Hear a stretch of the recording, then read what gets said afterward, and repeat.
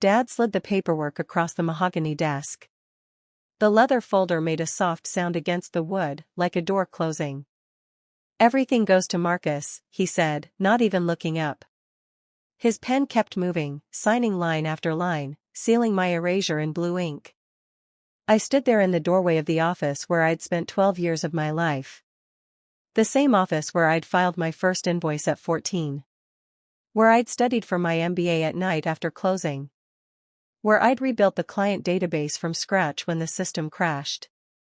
The air smelled like leather and old paper, the scent of a legacy I'd helped build but would never inherit. Marcus sat in the leather chair beside Dad, legs crossed, checking his phone. He hadn't worked a full week in that business in his entire life. But he had something I didn't. He was the son they'd always imagined handing it to. The golden child. The future. And I was just the girl who kept the engine running while they polished the hood ornament. Before I tell you how this unfolded, before I show you what happened when I finally stopped waiting for their approval, hit that like button right now. And drop a comment below telling me where you're watching from, what city, what country, because I need to know I'm not the only one. I need to know you felt this too, the weight of being invisible in your own family. So comment below. Tell me your story, because this one's for all of us who were never supposed to win. When people ask about my family, I usually say we ran a logistics company together. 3 generations, steady contracts, a respected name in the industry. Harris Logistics. It sounded solid, dependable, the kind of business built on handshakes and long histories. What I don't say is that together only meant some of us. My father, Richard, built the business from a single truck and a pager back in 1985. My mother, Diane, handled the books, the reputation, the carefully curated image of success. And my older brother, Marcus, well, Marcus was the heir apparent from the day he was born. I was the help. The invisible hand. The one they called on when things broke, and forgot about when things worked. I started working there the summer I turned 14, the same summer Marcus got his first car, a silver Jeep Wrangler with custom rims. While he was out with friends, radio blasting, I was in the warehouse learning how to process shipments, label freight, and close manifests by hand. Dad said it would teach me responsibility. Marcus, he said, needed time to be young. To enjoy life. To not be burdened too early. But I was 14. And apparently, burden was my birthright. By 16, I was handling client calls, de-escalating angry customers who'd received late shipments, fixing problems I didn't create. By 18, I was reconciling discrepancies in our accounts that saved us thousands of dollars, money that quietly disappeared into operational improvements that no one ever thanked me for. I went to community college at night, studied business and supply chain management between shifts, and transferred to a state school for my bachelor's degree. I worked while I studied while I worked, and graduated with honors and an unpaid internship's worth of experience already under my belt. When I graduated with my MBA 3 years later, Mom hugged me in the parking lot outside the ceremony hall. Her perfume was too strong, floral and cloying. She squeezed my shoulders and said, "Now you can really help your brother when he takes over. Help your brother. Not lead. Not inherit. Not build your own path. Help him." That sentence stuck like a splinter under the skin, small and sharp, working its way deeper every day. Marcus got his bachelor's in communications after 6 years and 3 school changes. He partied his way through state, then transferred to a private college when his grades tanked, then finally limped across the finish line with a degree that cost 3 times what mine did. After graduation, he spent a year finding himself in Thailand, posting photos of beach sunsets and full moon parties while I was back home renegotiating contracts with our biggest clients. When he came back, tanned and vague about his plans, Dad gave him an office with his name on the door. Director of Business Development. The brass nameplate gleamed under the fluorescent lights. A title that sounded important but meant almost nothing, because I was the one actually developing the business. I landed our 3 biggest contracts, including a multi-year deal with a regional grocery chain that increased our revenue by 40%.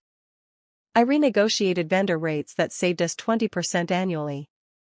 I updated our routing software, moving us from paper logs to a digital system that cut delivery times by 30% and reduced fuel costs. I trained new hires, built operational manuals, and created the client retention program that kept our accounts from jumping ship during the recession. But at every client dinner, every industry conference, every chamber of commerce meeting, Marcus was the one Dad introduced as the future of the company. He'd stand there in his tailored suit, smile that easy smile, and shake hands while I stood 3 feet away holding the actual contracts, the real numbers, the proof of work. I told myself it didn't matter. That I was building something for all of us. That family meant sacrifice, loyalty, putting the name above the person. I told myself a lot of things that weren't true. Then came the dinner. It was a Friday in late September, the kind of autumn evening where the air smells like wood smoke and the sky bleeds orange and pink. Everything felt like it should be warm. Mom had set the long dining table with the good china, the ivory set with the gold trim that only came out for anniversaries and announcements. She'd made pot roast, Marcus's favorite, and opened a bottle of wine that cost more than my weekly grocery budget. I thought maybe it was about the new contract I'd just closed with a regional distributor, our largest deal in 5 years. I'd been negotiating for 6 months, flying back and forth to meetings, adjusting terms, building trust. When I finally got the signed contract, I'd brought it straight to Dad's office, set it on his desk, and waited for him to say something, anything, that sounded like pride. He'd glanced at it, nodded, and said, "Good work. File it with Linda." That was it. But still, I hoped. Maybe tonight would be different. Maybe tonight they'd see me. I was wrong. Dad stood at the head of the table, wine glass in hand, smiling wider than I'd seen in months. The candlelight caught the gray in his hair, made him look dignified, patriarchal, like a man who'd built something worth passing down. "Diane and I have been working on something important," he began, his voice carrying that formal tone he used for speeches. "The future of the business. The legacy we want to leave." My stomach tightened, but I kept my face neutral. I'd learned that skill early. Never let them see you need something. Need makes you weak. "We've decided," he continued, turning toward Marcus, his hand settling on my brother's shoulder, "that it's time to make it official. Marcus will take over as CEO within the next 18 months. Everything, the clients, the assets, the infrastructure, the legacy, will transition to him. He'll be the 3rd generation of Harris men to lead this company, and I couldn't be prouder." The table erupted in applause.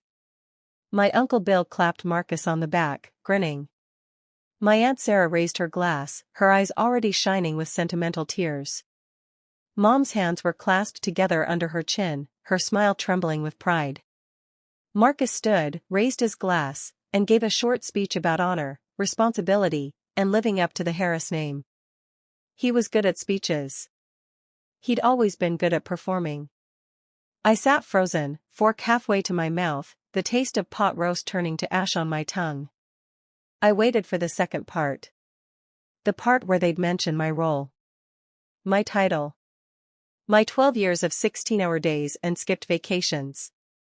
My 3 contracts that kept the business alive during the lean years. It never came. Instead, Dad looked at me for the first time that night, his expression warm but dismissive, and said, "Of course, we'll need you to stay on, Jordan. Marcus will need support during the transition. You've always been so good at the details, at keeping things running smoothly behind the scenes." Details. Behind the scenes. 12 years summarized in 2 phrases that made me sound like an assistant. Like furniture that came with the building. Marcus grinned, raised his glass toward me across the table. "Couldn't do it without you, sis. Seriously. You're the backbone of this place." The room laughed, light and easy, like it was a joke we were all in on, like calling someone the backbone was a compliment instead of an admission that you'd been holding up weight that was never yours to carry. But I wasn't laughing. I was doing math. Adding up every late night I'd spent fixing his mistakes, every client I'd saved after he overpromised and underdelivered, every time I'd covered for him when he showed up late or underprepared or not at all. I was calculating the cost of loyalty, the price of being good at details, the interest that accumulates on years of unpaid recognition. I lifted my glass, smiled the smile I'd practiced in 1,000 mirrors, and said, "Congratulations, Marcus. I know you'll do great things." My voice didn't shake. That was the part one was proudest of. Then I excused myself, said I needed air, and walked outside into the cold September night. The porch light buzzed overhead, a soft electric hum that sounded like static, like the noise between stations when you're searching for something that isn't there. I stood there for 20 minutes, arms wrapped around myself, watching the warm light spill from the dining room windows. Inside, they were toasting. Laughing. Planning a future that didn't include me, not really, not in any way that mattered. And that's when I made the decision. Not in anger. Not in some dramatic moment of rebellion.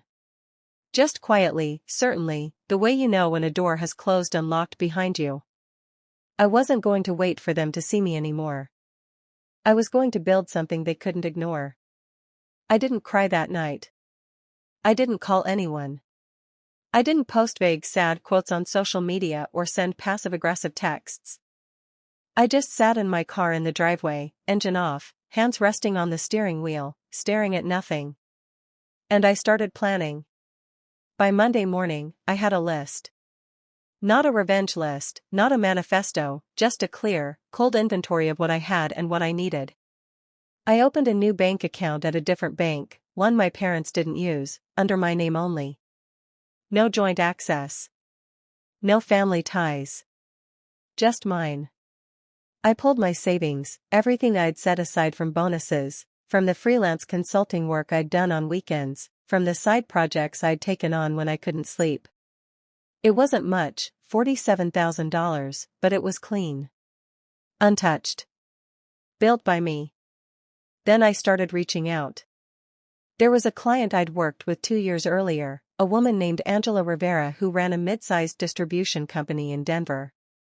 She was sharp, no nonsense, the kind of person who cut through corporate speak like a knife. We'd collaborated on a complicated delivery project, routing shipments through 3 states during a winter storm. I'd stayed up for 36 hours straight, coordinating with drivers, rerouting trucks, keeping her product moving when everyone else said it was impossible.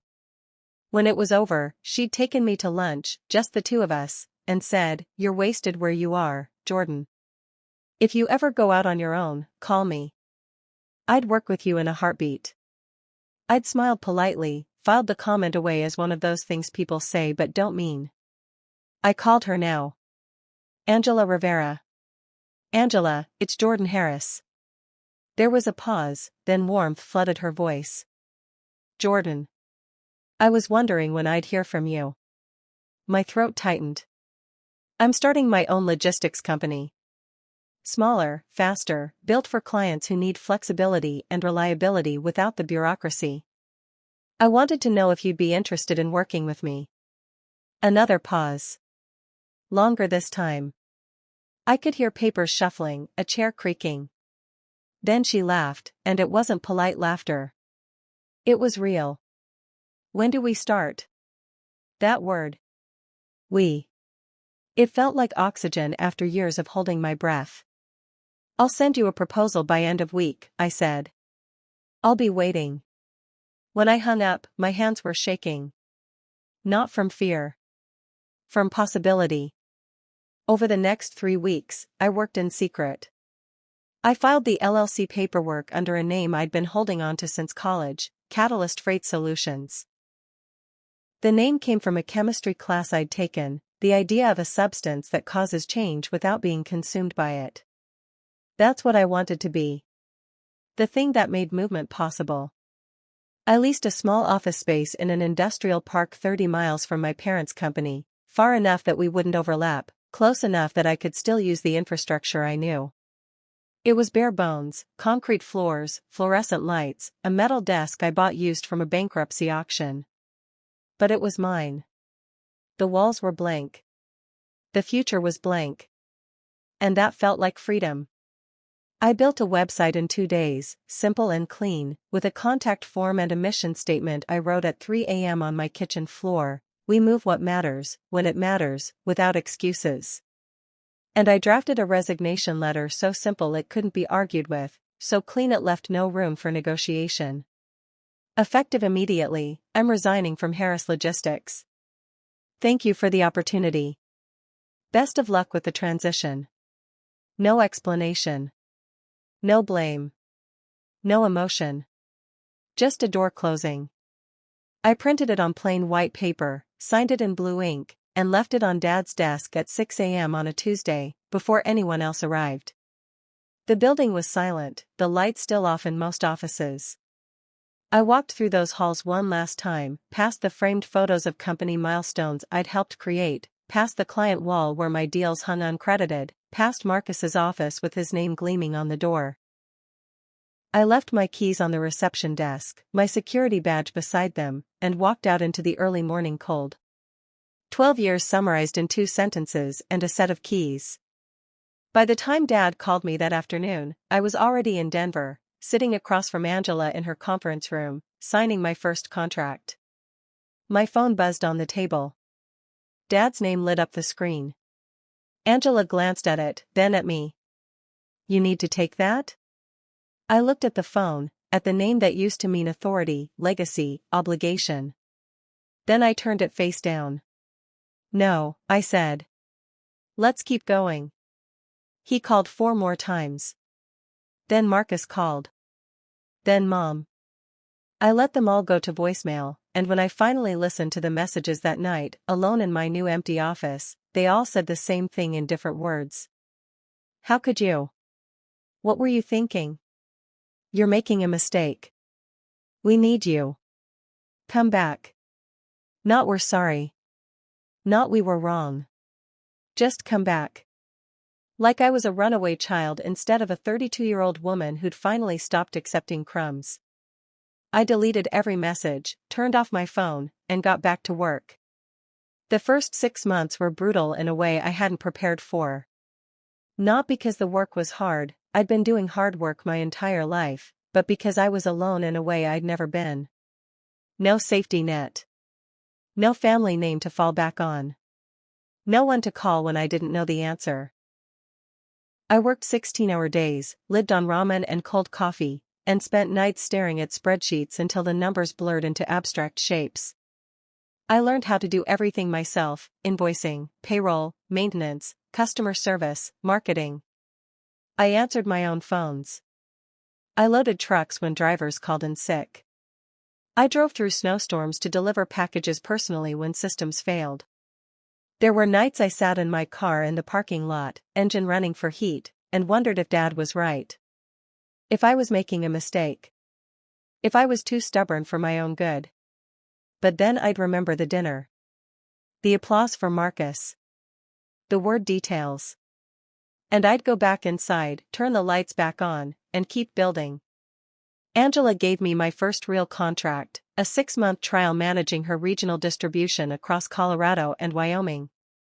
She was taking a risk on me, and we both knew it. Don't make me regret this, she said, but she was smiling. I won't. I didn't. I delivered every shipment on time, under budget, with tracking reports so detailed she started using them as templates for her other vendors. When the 6 months ended, she extended the contract for 2 years and gave me a 15% rate increase. You're not just good, Jordan, she said over the phone. You're better than anyone I've worked with. And I'm telling people. She did. Word spread slowly, the way trust does in logistics, one contact at a time, one referral whispered over drinks at industry conferences. A warehouse manager I'd trained at Harris 5 years ago reached out, asked if I had capacity for a small job. I did. I delivered it flawlessly, 2 days early. He told his boss. His boss called me.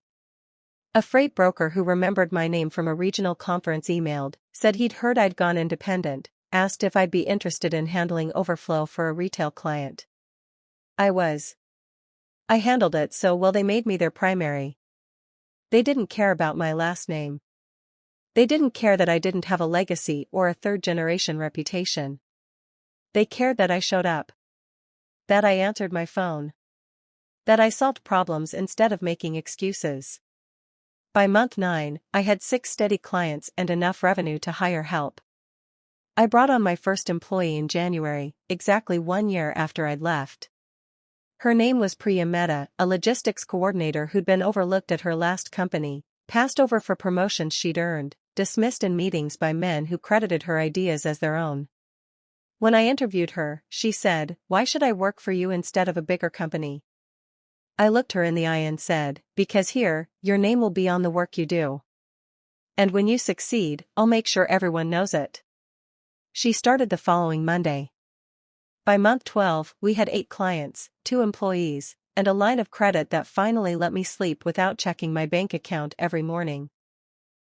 By month 18, I moved into a bigger office, one with windows that actually opened, with a break room and a conference table and a small warehouse space attached.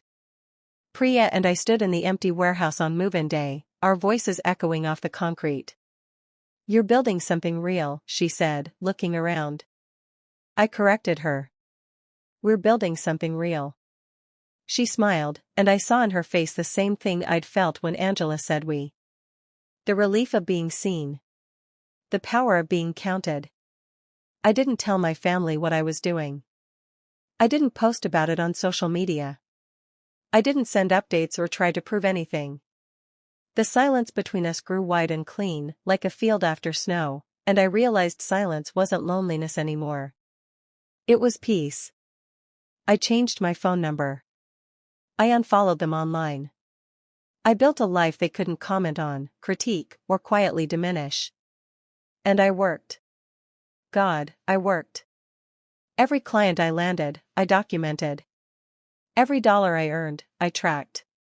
Every system I built, I refined. I wasn't just running a business. I was building proof. Not for them. For me. Proof that I'd been right all along. That I was never the problem. They were. Then, 2.5 years after I walked out, the call came. It was a Tuesday afternoon. I was in the warehouse, helping Priya reorganize our inventory system, when my new phone rang. Unknown number. Local area code. I almost didn't answer. "This is Jordan." "Jordan, it's Marcus." I froze, my hand tightening around the phone. I hadn't heard his voice in over 2 years. It sounded different. Strained. Missing the easy confidence I remembered. "What do you want, Marcus?" "We need to talk." "About what?" There was a pause, long enough that I heard traffic in the background, the hum of uncertainty. "The Peterson account. They just dropped us. Said they're moving to some company called Catalyst Freight." "That's you, isn't it?" I looked at Priya, who was watching me with raised eyebrows. I stepped outside into the cold air, my breath fogging in front of me. "Yeah," I said. "That's me." Peterson Industries had been one of Harris Logistics' oldest clients, a manufacturing company that shipped heavy equipment across the western states. I'd managed their account personally for 4 years before I left, built a relationship with their operations manager, a woman named Teresa who valued reliability over legacy. When they'd reached out to me 6 months ago, I hadn't pursued them. I hadn't poached. They'd found me, called me directly, said they'd heard I was independent now and wanted to know if I had capacity. I did. And when I delivered their first shipment, on time, with real-time tracking and a cost savings of 12%, Teresa called me and said, "Why did we ever work with anyone else?" I didn't answer that question. I just kept doing the work. Now, apparently, they'd made it official. "You stole our client," Marcus said, and his voice was rising, cracking at the edges. "No. They chose a better option." "Jordan, come on. That's not fair." I laughed, sharp and humorless. "Fair? You want to talk about fair? Dad wants to meet. He thinks we can work something out." Maybe some kind of partnership, or a referral agreement, or… There's nothing to work out, Marcus. Jordan, don't be like this. We're family. That word. Family. It used to mean something. It used to be a weight I carried, a responsibility I honored. Now it just sounded like a claim they only made when they needed something. I'll think about it, I said, just to end the conversation. When can we meet? I said I'll think about it. I hung up before he could respond. I didn't think about it. I got back to work. 3 months later, in late spring, the local business journal ran a feature on emerging logistics companies in the mountain region. It was part of their annual Businesses to Watch issue, and Catalyst Freight Solutions was on the cover. The photo showed me standing in front of one of our delivery trucks, arms crossed, wearing a simple black blazer, my hair pulled back, smiling. Not the smile I used to give my family, the one that said please see me. A different smile. One that said I see myself. The headline read, How One Woman Left the Family Business and Built Her Own Empire in 3 Years. The article was detailed, almost uncomfortably so. It covered my revenue growth, 340% year over year. My client retention rate, 96%. My focus on employee equity. I'd started a profit-sharing program that gave bonuses to every team member when we hit quarterly goals. It quoted Angela, who called me the most reliable and innovative partner I've ever worked with in 20 years. It quoted Teresa from Peterson Industries, who said, Jordan Harris doesn't just move freight. She moves mountains. And it mentioned Harris Logistics only once, in a single sentence buried in the third paragraph. Harris previously worked at her family's firm before striking out on her own. That was it. No drama. No exposé. Just a fact, stated plainly, as if it barely mattered. Because it didn't. Not anymore. The article went live on a Thursday morning. By noon, it had been shared 300 times on LinkedIn. By evening, it was trending in regional business circles. My inbox flooded with messages, congratulations from former colleagues, interview requests from podcasts, job applications from people who wanted to work somewhere they'd be valued. And then, at 9 p.m., my mother called. I stared at the screen, her name glowing in the dark of my apartment. I hadn't spoken to her in 2 years. Hadn't heard her voice. Hadn't wondered what she thought of me. I answered. Jordan, we need to talk. About what, Mom? Her voice trembled, that particular shake that meant she was upset but trying to control it, trying to sound reasonable. People are asking questions. They're saying you left because we didn't value you, because we favored Marcus. It's making us look bad. It's affecting the business. I let the silence sit for a moment, let her hear what I wasn't saying. Then I said, quietly, maybe that's because it's true. We gave you a job. We gave you opportunity. No. You gave me work. You gave Marcus opportunity. There's a difference. That's not fair, Jordan. We did our best. Your best was choosing him over me every single time. Your best was making me invisible. Your best wasn't good enough, Mom. She started to cry, soft and surprised, like she'd never expected me to say it out loud, like my silence all those years had meant agreement instead of survival. I didn't do this to hurt you, I continued, my voice steady. I did it because I finally stopped waiting for you to see me. And the fact that you only care now that other people are watching, that tells me everything I need to know. Jordan, please. I have to go, Mom. I have a business to run. I hung up. My hands were shaking, but not from fear. From release. From the strange lightness that comes when you finally stop carrying weight that was never yours. 2 weeks later, on a Wednesday morning, my receptionist Kira buzzed me. Jordan, there's a Richard Harris here to see you. He says he's your father. He doesn't have an appointment. I stared at my computer screen for a long moment.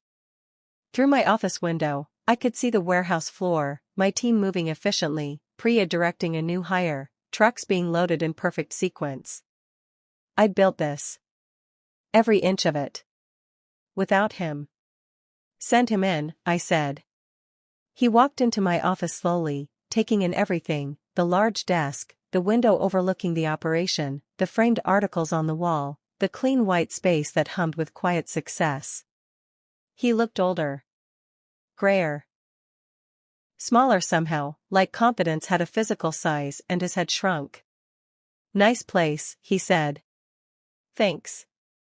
He sat down in the chair across from my desk, hands folded in his lap, and for a long time neither of us spoke. The silence stretched, and I realized I wasn't afraid of it anymore. I wasn't rushing to fill it. Let him sit in it. Let him feel what I'd felt for 32 years. Finally, he cleared his throat. We're losing clients, he said. I heard. Marcus is struggling. The transition didn't go the way we thought it would. I nodded, waiting. I wasn't going to help him say it. We made a mistake, Jordan. Those 4 words hung in the air between us like smoke, visible but intangible. We should have included you. Should have made you partner. Should have. His voice trailed off, and he looked down at his hands, the same hands that had signed my brother's name on that paperwork 2.5 years ago. I leaned forward, elbows on my desk, my voice calm. You should have seen me, Dad. That's all I ever wanted. His jaw tightened, and for a moment I thought he might argue, might defend himself with the same rationalizations I'd heard my whole life. But he didn't. I see you now, he said quietly. That's the problem, I replied, and my voice was gentle, not cruel. You only see me now because I'm successful without you. Not because I was valuable all along. Not because I deserved to be seen when I was working beside you, for you, building what you have. You see me now because it's uncomfortable not to. Because people are asking questions. Because I'm making you look bad. He flinched, actually flinched, like I'd hit him. I'm not interested in merging companies, I continued. I'm not interested in partnerships or reconciliation or family meetings where we pretend the past didn't happen. I built this because you taught me I had to. You taught me that your love had conditions, and I didn't meet them. So I stopped trying to meet them. And now that I have something you can't control, can't take credit for, can't give to Marcus instead, now you want to be involved. Jordan. I don't need your approval anymore, Dad. That's what you don't understand. I don't need your investment or your validation or your pride. I needed it when I was 14, when I was 20, when I was standing in your office holding contracts I'd negotiated while Marcus was on vacation. But you didn't give it to me then. And now it's too late. He stood slowly, his movements stiff, and I saw something in his face I'd never seen before. Shame. Real, unvarnished shame. He walked toward the door, stopped with his hand on the handle, and turned back. I'm proud of you, he said, his voice cracking. I smiled, sad and sure. I know. But I don't need that anymore either. When the door closed behind him, I sat in the silence for a long time. The warehouse hummed below me. Phones rang. Trucks rumbled. Life moved forward, the way it always does, indifferent to our small dramas, our family wounds, our need for closure that never quite comes. It didn't feel like victory. It felt like something quieter. Like finishing a book you've been reading for years, closing it, and realizing the story was never about them at all. It was always about me. That evening, I stood on the warehouse floor watching my team load the last trucks of the day. Priya was double-checking manifests with her usual precision. A new driver named Carlos was securing straps, whistling softly. Angela's shipment was going out on time, as always, because that's what we did. We showed up. We delivered. We kept our promises. I thought about the girl I used to be, the one who stood in her father's office waiting to be noticed, measuring her worth in the seconds he spent looking at her work before looking away. I thought about the woman who walked out with nothing but a resignation letter and a phone number, who spent 6 months eating ramen and wondering if she'd made a catastrophic mistake.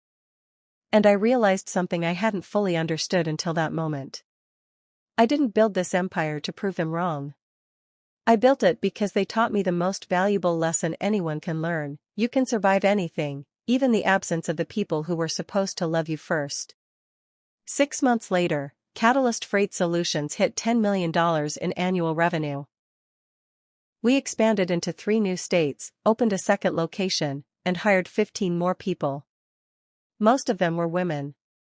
Most of them had stories like mine, stories of being overlooked, underestimated, told they weren't quite good enough, not yet, maybe someday. I built a company culture around a single principle: everyone's name goes on their work. When Priya landed a new client, the announcement email came from her, not me. When Carlos developed a more efficient loading system, his name went in the operational manual. When our marketing coordinator Simone designed a campaign that brought in 20 leads, her face was on the company blog, not mine as the founder patting her on the back. Recognition wasn't a gift I gave when I remembered. It was a system I built into everything we did. The industry noticed. We started winning awards: Best Workplace Culture, Fastest Growing Logistics Company, Most Innovative Freight Solutions. My team started getting recruited by bigger companies, and every time someone got an offer, I sat down with them and said, "I'll match it if you want to stay, but if this is your next step, I'm proud of you. Take it." Most of them stayed. Not because I paid the most, but because they'd never worked anywhere that saw them so clearly. I didn't send my family updates about any of this. But I knew they saw it. The industry talks. Everyone talks. And in a regional business community, success echoes. Marcus texted me once, 8 months after Dad's visit. Just one line: "Congratulations. You earned it." I read it 3 times, looking for sarcasm, for hidden meaning, for the subtle diminishment I'd learned to expect. But it seemed sincere. I didn't reply. But I didn't delete it either. I just let it sit there, a small white flag in a war that had already ended. Some bridges don't need to be rebuilt.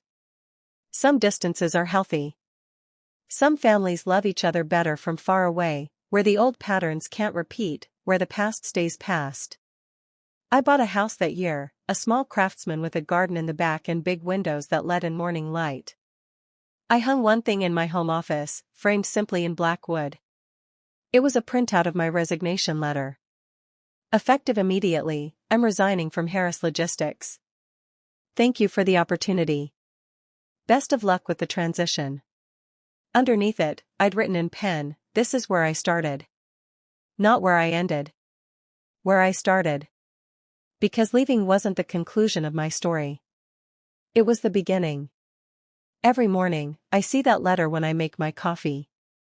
And every morning, I remember that the person I am now, the person who built something from nothing, who leads with clarity, who values people not for their usefulness but for their humanity, that person was born in the moment I stopped waiting for permission. If you've ever been the overlooked one in your family, the one they underestimated, the one who had to walk away to finally be seen, I want you to know something. You're not alone.